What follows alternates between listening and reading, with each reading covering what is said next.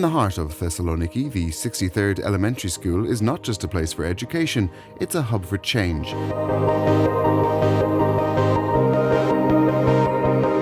Through the City Clim project, this school is taking bold steps to raise awareness about climate change and inspire the next generation. So the 63rd Elementary School of Thessaloniki, where we are located, is a school of inclusivity and operates in the second municipal community. It has children from all over the world, which is why we call it the School for Everyone. That's also its name. We're at a school that participates in many health education and environmental education programs, and one of the programs we ran this school year, 2023 to 24, was City Clim, which addresses climate change.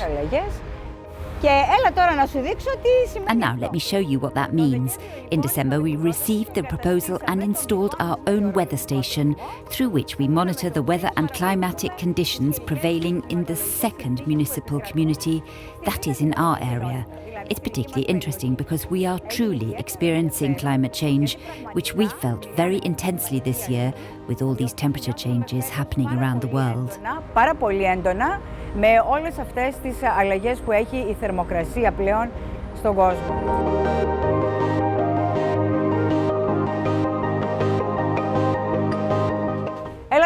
So let me show you our wonderful school. This is the 63rd Elementary School, a beautiful child-friendly school.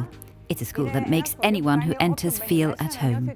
And that's because everything you see here is the work of the children. Everything is made by our kids to make them feel good. Πράγματα που έχουν κάνει τα παιδιά μας για να νιώθουν όμορφα λοιπόν.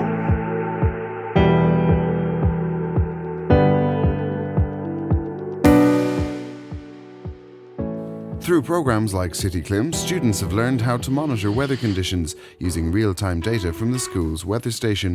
However, the rising temperatures inside the classrooms are a serious challenge. On the hottest days, even with windows open, the heat inside can reach unbearable levels, making learning environments uncomfortable. This resulted in the children having lower performance, and of course the extreme heat inside the school environment affected their mood. Similarly, it had the same impact on the teachers. You know, when it's 30 degrees outside, the temperature inside the school rises to around 35 to 40 degrees.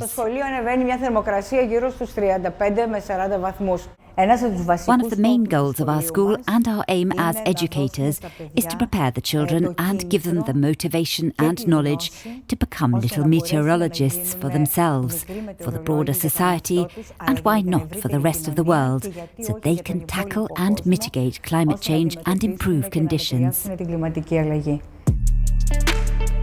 The school's efforts go beyond educating just the students. Through the children, parents and the broader community became involved, creating a ripple effect of climate awareness. Through the children, you also educate the parents. This needs to happen together, and I think that if you raise awareness in children, you indirectly raise awareness in parents. Then the children will develop habits that will follow them throughout their lives.